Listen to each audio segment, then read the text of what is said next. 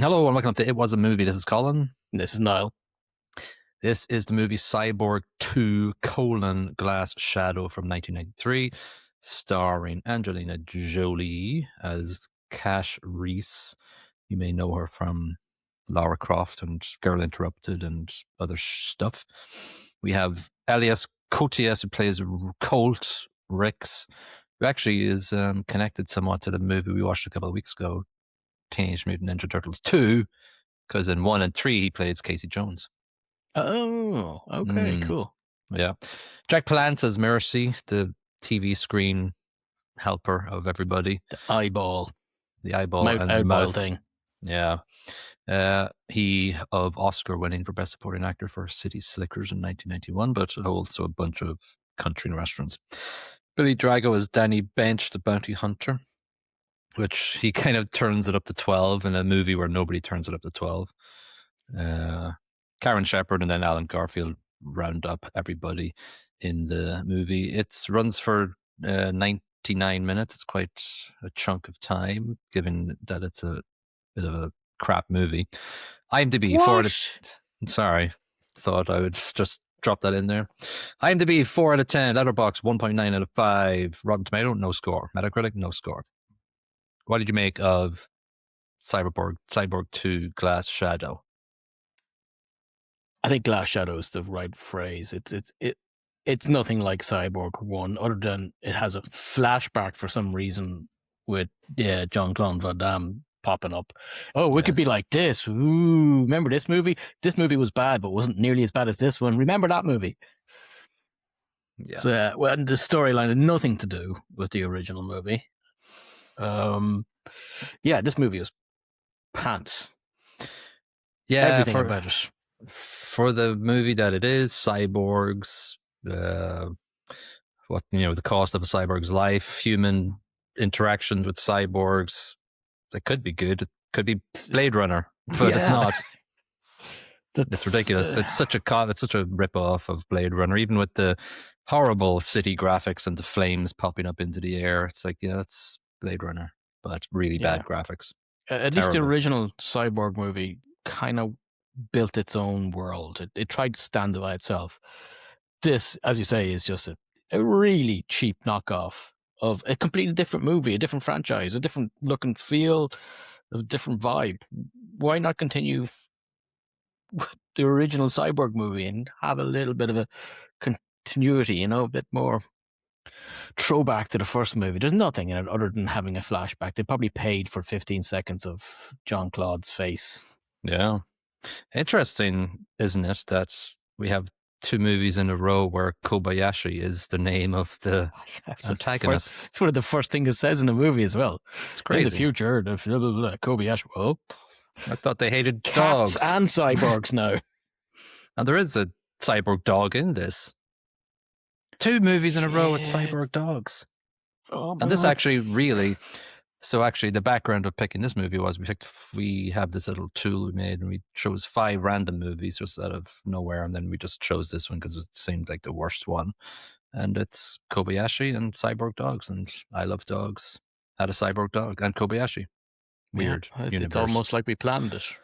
We didn't. Yes, we didn't. No. It's set in 2074, so yeah, the aforementioned Kobayashi Electronics and Pinwheel Robotics are the 2 sort of android companies, and we start the entire movie off with just a romp sex scene, and it's like, oh, okay, fine, direct to video, here we go. Yeah, exactly. It's like, okay, get everybody interested and keep them watching the movie because it's shit, so we'll have this. Yeah, and it was such a cheap way to introduce the story, because it's like this story's stupid, nobody's going to be interested, let's show boobs. It's so crap. They must have known themselves it was crap. Yeah, the director Michael Schroeder doesn't he's a B movie. And there's also sort of, it's actually quite nefarious, this entire movie. Like, Angelina Jolie was 17. It's her first movie, and she has a nude sex scene. And it's like, It's a bit really? dodgy, all right, isn't it? And there's like a big backstory that her parents, John Voight and whatever, signed her off to be an adult, but she wasn't. So he wouldn't have to be in the room with her or something. It's 1993 and this was still happening. We were That's still, awesome, isn't it? Isn't it? That's effing awesome. it makes you just want to give still zero. mental. Yeah, Yeah. well, yeah. Makes you just want to give zero to everything, but it's a movie. It'll get It was a close. movie. Yeah, it'll touch the zero ratings, yes. Yeah. Yeah, so basically Jolie is Cash, who is an android, and we start off with that sex scene, and it's basically just showing that, okay, we can put a liquid bomb into our cyborgs and they can blow up whenever they want. And when we tell them to blow up. What was the sex scene about then? Yeah, exactly. Let's blow up that other robot just to show you. You know, in a corporate world, that's a lot of money just wasted right there. Yeah, probably millions. For the funsies. Yeah. They try to start a movie up being clever, like they fill up this, like the molds of the cyborg and stuff. It's like, okay. It looks really cheap. Nice try, yeah. And then it's very stereotypical executive boardroom. It's going, hey, everybody. And there's all these white men, which is obviously accurate, which every corporation has evil white men. But they all looked like the same person. Yeah, there's no real... They all looked like cloned cyborgs with the same face. Apart from the guy at the top of the board. I can't remember his name now. Martin, was it? Yeah. It was Martin Dunn, yeah. He was okay. He was fine. Everybody else was rubbish in the room. Yeah, but he had the more lines, apart from like the two twins. They look like two twins, the guys with the blonde hair, the front of the table. It's like, I don't know. You don't know anything about them, and that's fine. They're kind of nameless, faceless boardroom people who just kill people. But it's interesting. So Martin and Raven Chen, what the hell was their deal? I didn't know. Like, they were like trying to undercut. What the hell were they trying to do? They were trying to sabotage the entire thing. They were, I think he's like CEO or something of Pinwheel, but he's also sabotaging Pinwheel, but she's also sabotaging him. But he's setting her up and she's setting him up. And then Danny Bench is with them, but against them. And then they shoot at each other because... It's weird because Chen shoots at the soldiers that are chasing Cash and Colt when they're escaping the Pinwheel place, and it's like, okay. Then she gives out to him. Then she gives out to them, and then takes Cash apart and fills her with bomb juice. So I never really like. It's such a bad movie that they don't even explain things like that. It's so bland and boring that it is important there is no to explanation. Note that Cash was filled with bomb juice at the start, so that she would blow up in Osaka. In Osaka, yes, as a corporate shenanigans thing. Yeah, but then Chen rigs it something, like does her little thing and goes, "Okay, I can control it now." Or something. When I say you blow up or something. Yeah. The whole Cash and Colt relationship is so weird and not developed at all through the entire movie. It's just like they have a karate lesson at the start. Yeah, the exposition. Oh, they clearly love each other. There's tension. You see the tension? I never got that from it at all. No. I thought they were annoyed at each other. Yeah. I had no concept of their relationship whatsoever. Yeah, it's poorly developed. But they are a illegal relationship between them. Colt is like 30-something, she's 17. Yeah, it's already illegal. Don't do it. It doesn't matter if she's a robot or not. But he does ask ChatGPT, or the movie's equivalent of it, what happens if I go out with a cyborg? You go to jail for the rest of your life. Oh, okay. Minimum life. Yeah. Erase conversation immediately. As the alarms start going off in head office. This guy just asked this weird question. He's dating the cyborg. So what do you make of Jack Palance's Mercy, who basically shows up for the entire movie, apart from the end, as a sort of negative face on a TV screen, on random TV screens, and he can come out on a spring from Colt's wall as well. Spring-loaded TV. Every time, like, and I know it's Jack Palance straight away, I know his accent. Mm. I hate it with a passion. I hate the negative image because, sci-fi. And I hate the dialogue is attempting to be interesting and smart. It's riddles and stupidity. Poop. He delivers them well. They're shit, but he does them well. Yes, but delivering shit well is still delivering shit. Yeah. One of his There's quotes only so much you can do. One of his quotes is, "If you want to dine with the devil, you need a long spoon." What the fuck does that mean? What does that mean? I wrote that one down as well because that was just bonkers. Yeah, because you're having Sundays and you need to get down to the ice cream. You know, Satan loves an ice cream sundae. We both have a hatred of underdeveloped contexts. Like, we hold up Blade Runner as the marketplace of building a world, and there is no world here. It falls flat on many levels because we don't. When they escape the Pinwheel's building or whatever, it's just New York. It's just garbage place. It's a couple of back streets in New York, and it doesn't look futuristic. It doesn't look cyberpunk. It doesn't look steampunk. It just looks like New York. Not even, but like it even reminded me crap of one. Yeah, it reminded me of Running Man's just lazy scene. Let's just throw some trash around, and that's fine. It doesn't feel lived in. No. So Cash and Colt's thing is weird. Jack Palance as a TV screen is like, I like him, but the script is terrible. He's great. Can't do anything. Pop out TVs that jump into your face and negative image is stupid. And the dialogue, woeful. Yeah. So I don't know, it's just underwhelming and underdeveloped. Like, obviously Cash and Colt have this, I'm going to blow up, we need to get out of here, and she's like jerking around like fucking Max Headroom. Stupid. It's really badly acted when she's and then they have to go to find Mercy. I kind of do rate her as an actress now, but in this, I suppose it's her first job, and she's been asked to do things you probably shouldn't be asked to do in a movie. I feel sorry for her. So if this is where you start, start somewhere, I guess. It got better for her during her career. Yeah, she took her clothes off in Tomb Raider as well. So I know. At least she was of an adult age at that time, though. Yeah, I think she said that she went and saw the premiere of this and went home and got sick. Basically. I don't think she did auditions for a year after it or something. So, they came back to her and said, "Will you come back for Cyborg 3?" Because that one was such a success. It's like, no, I don't think so.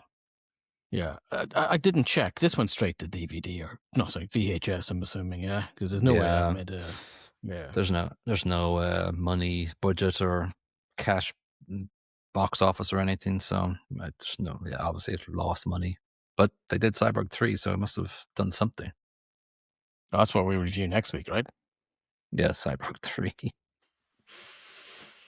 Yeah. We'll come back to Angelina Jolie's career later. We'll pick one of her good movies later on. Yeah.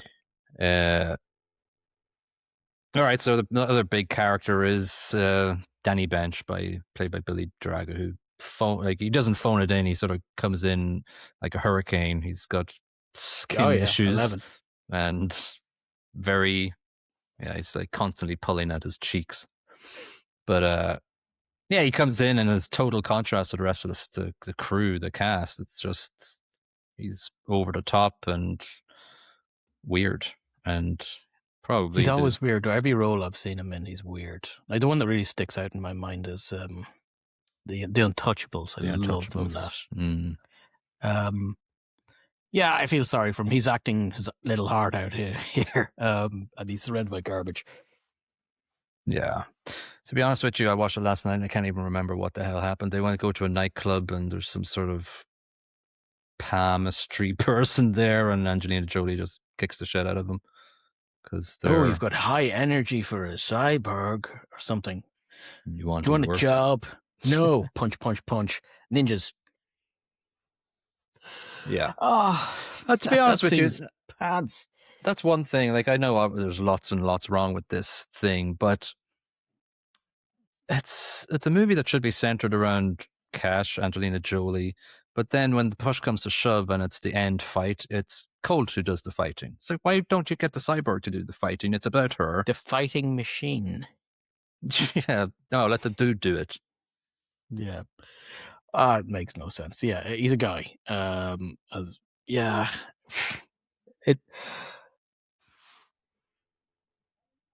One thing Choking was on your own really missing rage. from the. I kind of am.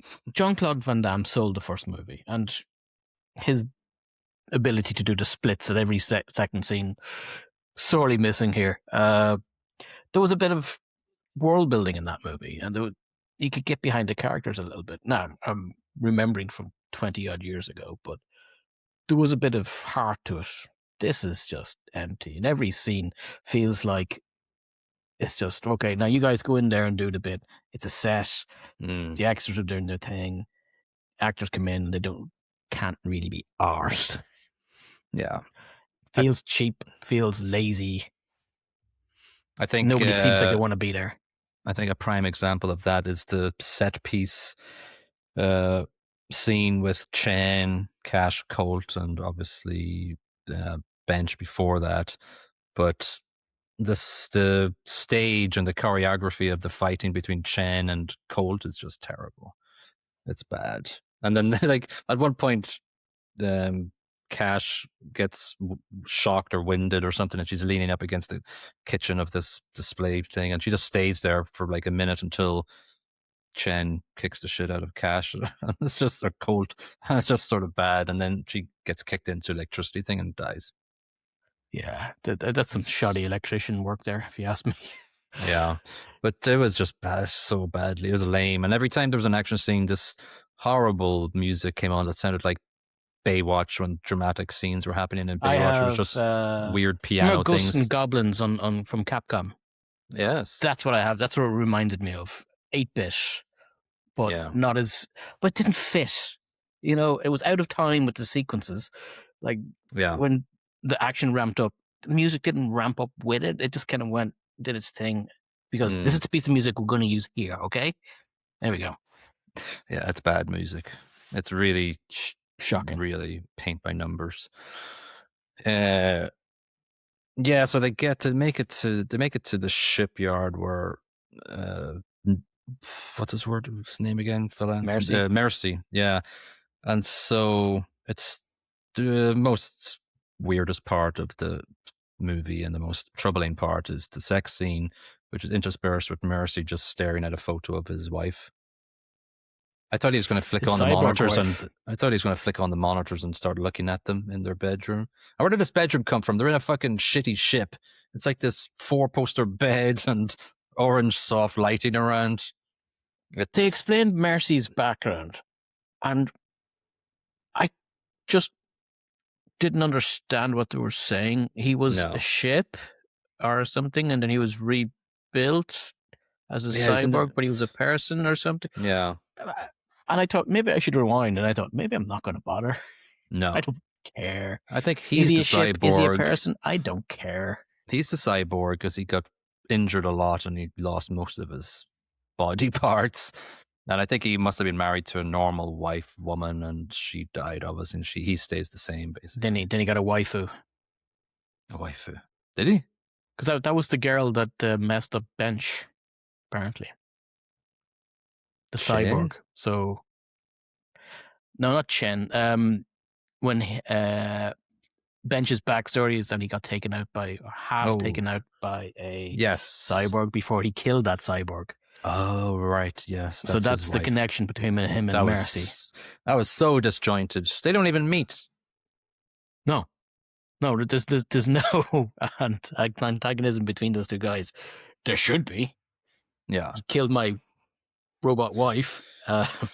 My robot wife. Just his wife. I think she was a cyborg as well, or she was built as a cyborg too. Yeah.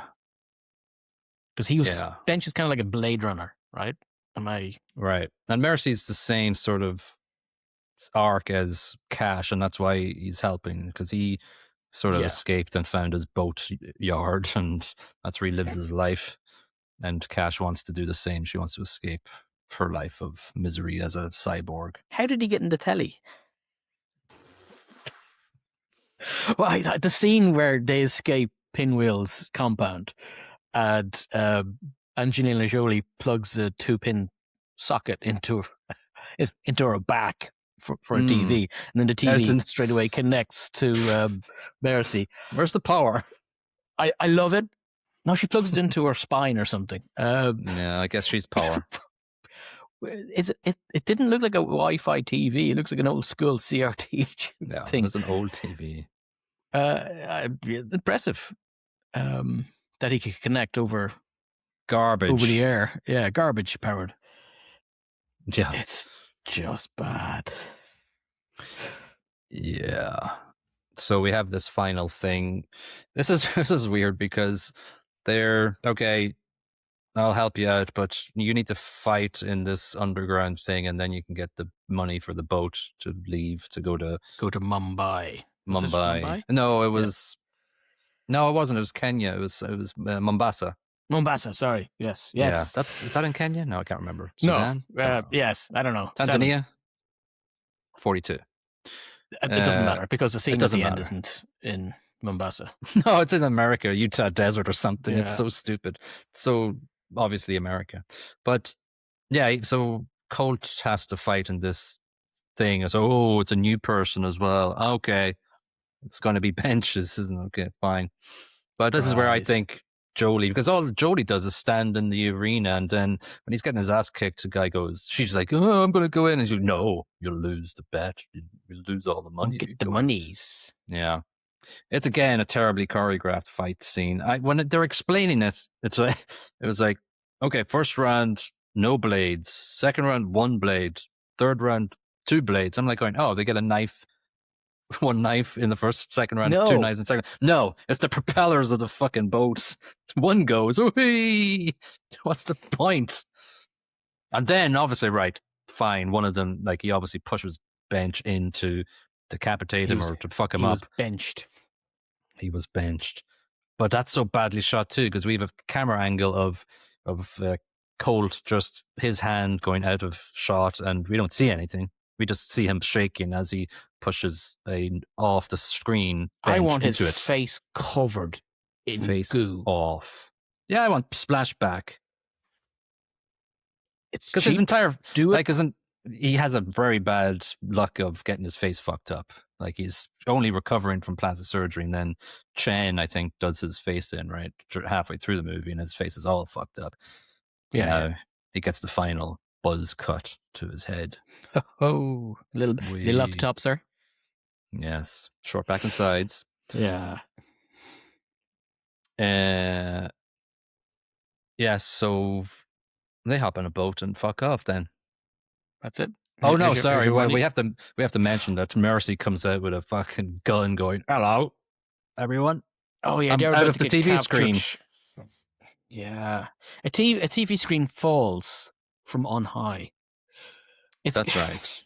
Because, when you can control TVs from remotely, you can make them walk off cliffs and stuff. Yeah. And it gives a message to the soldiers that are just about to capture the heroes. And then he bombards them with some sort of artillery. Yeah, like a grenade launcher on his gun or whatever. But it's so it's so lazy because you have the choreographed A-team shots of the guys just fall, like jumping through the air in slow-mo, like it's A-team. It's like a little bit of Predator when they get to the base. It's just guys somersaulting through the air. That's really badly done and lazy. But they capture Mercy and send them to Martin Dunn, and Martin Dunn goes, hey, doesn't matter if they escaped in the boat. I've got this little switcheroo here that's going to blow up Cash. Pop, pop, pop, pop, pop. And Mercy goes, you picked the wrong. Go ahead and press the button, buddy. Yeah, he said something like, you got the wrong person in the room. boom, and then we get to a lovely, beautiful scene of the outside graphics of the cities and this small flame coming out of the hole in the ground. Puff. Yeah. It's awful. The movie ends in Mombasa Desert where they plant a tree, then it cuts, and then there's a big tree, and oh, it's gone on, and then we have a horribly make-upped Colt aging, and Cash is there with him forever on young. the bench. Yeah, she has stayed the same. He's got old. I've read somewhere like online and notes here that I didn't see her shut herself down. Did you see her shut herself down? No, she's just hugging him. Yeah, that's what I thought. There, too. you old fecker. Don't worry, I'll bury you at the back. Yeah, I'm off to Vegas. See you later. I've got a life to live. Yeah, sick of looking after you, you old codger. Yeah. If there was any sort of emotion and backstory, and like they barely, apart from the sex scene, they barely even have an emotional connection during the film at all. They have some sort of conversations, but it's really bad and not funny or not entertaining or engaging. But right, no tension, be that sexual or otherwise. It's poo. If there was any depth, this scene of him growing older could have been emotional, but it's definitely not. No, I really didn't care. No, too happy it was over. Yeah, hooray, he's dead. We forgot the scene where Chen just takes Angelina Jolie's head off, and she's just talking to her on the bench as a decapitated head. That's something. That was a scene. A scene. Didn't really do anything other than she reprogrammed the explodey device. If you compare this to, say, the interrogation scene in Blade Runner, it's so far off the mark, and that wouldn't have been even, like, that sort of thing wasn't even expensive. That scene, the way it was shot in Blade Runner, this just feels cheap and lazy and boring. You're having a conversation with a head. Well done. Yeah, I think Angelina Jolie remarked on that, and as she remembered the movie. Yeah, I'm a talking head on a bench at one point. Got to be a winning movie. That's yeah. All right, let's not waste our life over this movie anymore. What do you think? What are you giving plot? There barely was one. What was put together didn't make a whole heap of sense, other than Jack Palance noticed that two people fell in love and wanted to get them out. That was it. That's the plot. Yeah. I'm going to give it 0.25. Stupid. I put down 0.5 for the same reasons. It's shit. Yeah. Acting. Jack Palance and what's his name? Billy Drago. Is that his name? No. Yeah. Billy Drago are the best things about the movie, but they can't take this movie kicking and screaming into a success. There's only so much you could do with that dialogue and being a pop-out television. Hello, it's me again. Yeah. I don't like the way Elias Koteas plays Colt. I think he's shit. I think it's he tries to be like Bruce Willis and Die Hard, like very dry humor. No, he's awful. Blah blah blah. He's terrible. Awful in this. I don't even hate him as an actor. I hate him in this. Yeah. 0.5 for me. I'll join you there. 0.5. It's saved a little bit by Billy, Jack. Yeah, and Jack. I'm going to give the Sound Brackets track 0.25 because it annoyed the shit out of me. Those action scenes in particular. He tried to do a Temu Blade Runner, but failed miserably. I'd like to give it 0, but just do whatever you want to do. It does have music, so I have to give it something. 0.25. It's shocking. Yeah. We could give the director 0 for having a 17-year-old do a nude sex scene. Yeah. Let's do that. Happy to do that. 0. Yeah. Let's give 0s there, and let's not talk about it anymore. Yeah, he was a dumbass shithead with bad direction and bad choices and ethical gray areas. He was a bad person. Let's be honest. And he should feel bad. He made a bad movie. He should feel bad forever. Yeah. If he's still alive, which I suspect he might not be. There's quite a few. I always look at people on IMDb, and usually a lot of people are dead, and that's when I get depressed about life and its fleeting moments. But if he's dead, that's fine. Letterbox reviews from just normal people. I hate this movie. Another person says, I only have myself to blame. Another person says, it's really crap. It's really dated. It's really not worth watching. It's a couple of hours of my life I'll never get back. This is everybody that's given it half stars. I love shitty movies, but not boring movies. This movie is boring. That is the biggest sin of this movie. Yeah. Lastly, Matthew said, made me hate science fiction for 99 minutes. Yeah. Somebody else says the aborted fetus of Terminator and Blade Runner. Mercy tries desperately to keep it alive, but fails miserably. Yeah.